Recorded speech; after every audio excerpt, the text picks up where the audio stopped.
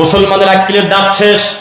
ল্যাংটা মহিলায় সেই দেশে কোটি কোটি টাকা নিয়ে নিচে যায়। আমরা বিগত দিনে দেখেছি ডক্টর জাকির নায়েক যাতে আসতে না পারে হুজুররা পর্যন্ত এয়ারপোর্ট ঘেরাও করতে চায়। প্রমাণ লাগবে কথা, নইলে আমাকে বাজিয়ে রাখবেন কাছের সাথে। ও মুসলমান, নবীর কথায়, সাহাবায়ে কেরামদের কথায়, পূর্বের জামানার মানুষদের আলেমদের মুখের ভাষায়, তার ব্যবহারে অমুসলিমরা কালেমা পড়তো। আর এখন আমরা যে ওয়াজ করি, এই ওয়াজ শুনে হিন্দু মনে করে বাইসি কিছু কালেমা পড়া লাগে নাই, 3 মাস পর পর নারকেল ফাটানোই ভালো। পীর তখন জিকির করে, মুরিদ তখন লাফ দিয়ে বাঁশে ওঠে, মাইক ধরে দৌড় মারতেছে, কামড় দেয়, শ্রমে খায়, টুপি নিয়ে চলে যাচ্ছে। কি হিসাব? ধর্মটাকে পুরাটা সার্কাসের জোকার বানিয়েছে। অথচ doctor Zakir Naik pant shirt পরে একজন টাই পরাওয়ালা, তিনি যখন বক্তব্য দেন পিছনে ঝগড়া লেগে যায়। কিসের ঝগড়া রে? কয় আমি আগে কালেমা পড়বো, কয় আমি আগে কালেমা পড়বো। আর এত বড় সম্মানী মানুষকে আমাদের এই দেশের হুজুররা ফতোয়া দিচ্ছে উনি নাকি ইহুদির দালাল, উনি বলে প্যান্ট শার্ট পরে। হ্যাঁ বাবা, তুমি কথা বললে মুরগি শোনে না। আর উনি বক্তব্য দিলে সারা পৃথিবীর 80% শিক্ষিত মানুষ বলে বাপরে বাপ, কয় কিরে, কোন আয়াতে আছে, কোন জায়গা আছে, হিন্দুদের কোন কিতাবে আছে, আমাদের তাদের আমাদের বোঝায় দেয়। এত বড় ম্যাগনেটের ব্যাপারে কাবা ঘরের ইমাম মন্তব্য করেছে আব্দুর রহমান সুদাইস। উনি হলেন আয়াতুম মিন আয়াতিল্লাহ, আল্লাহর মাটির উপরে বর্তমানে আল্লাহর একটা নিয়ামত। পৃথিবীর 6টা ইহুদি রাষ্ট্রে লোকটা ঢোকা নিষেধ। এই মালায়নের দেশে লোকটা থাকতে পর্যন্ত পারল না, তার নিজের মাতৃভূমি ইন্ডিয়া ছাড়তে হলো। আর সেই লোকের নাম দিয়েছে ইহুদির দালাল। আমাদের দেশের খয়রাতি, জিলাপিখোর, বেদাতির এই জর্দাখোর মুক্তি। বুকটা তার ফিরে যায়। তখন তাকে প্রশ্ন করা হয়, আপনি কি বাংলাদেশে আসবেন? তখন উনি কাদা কাদা কণ্ঠে, চোখটা ভেদা বলে, আমার মনে বড় স্বাদ আপনাদের দেশে যাব, কিভাবে যাই, পরিস্থিতি বড় কঠিন। এ কথা বলছিল হলো আজকে থেকে 1.5-2 বছর আগে। আর কয়েকদিন আগে উনি কনফার্ম করেছিলেন 28 নভেম্বরে ঢুকবো, 28 ডিসেম্বর পর্যন্ত পাক্কা 1 মাস আমি বাংলাদেশ সফর করব। প্রায় সাজানো হয়ে গেছিল, কোথায় কোথায় বক্তব্য দেবে, ক্যান্সেল করে দিল, ক্যান্সেল করে দিয়েছে। আগামীকালকে ব্যান্ড সঙ্গীত এসে নাচবে, কারণ বাবার ক্ষমতা নাই কলম ধরা।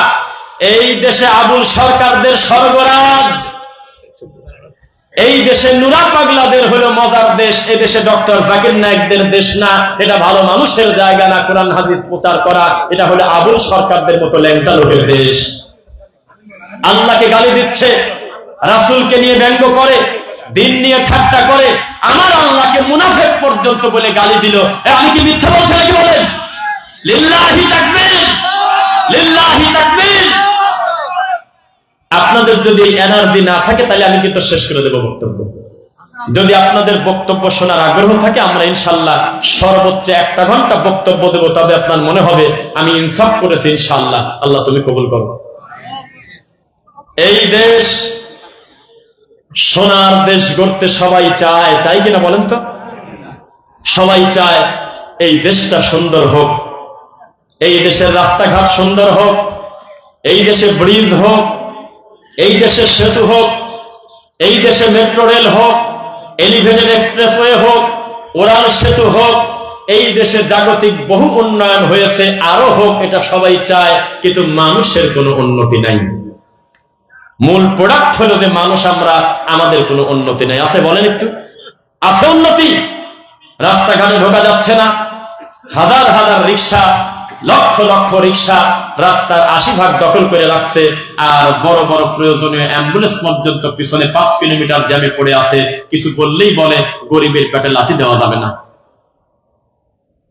কোথায় যাবেন? কোনো কোথাও শৃঙ্খলা নাই।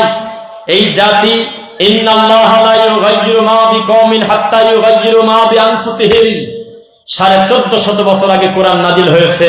আল্লাহ বলেছেন, আমি ওই সম্প্রদায়কে কখনো কল্যাণ দেব না যেই জাতি তার নিজেরই কল্যাণ চায় না।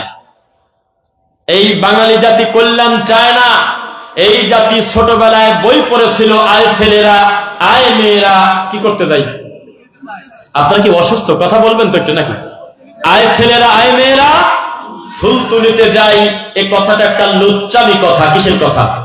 এটা একটা লুচ্চামি কথা। কথা বলেন না, কিসের কথা? ফুল তুলতে যাবে মহিলা, ডাকিস কেন?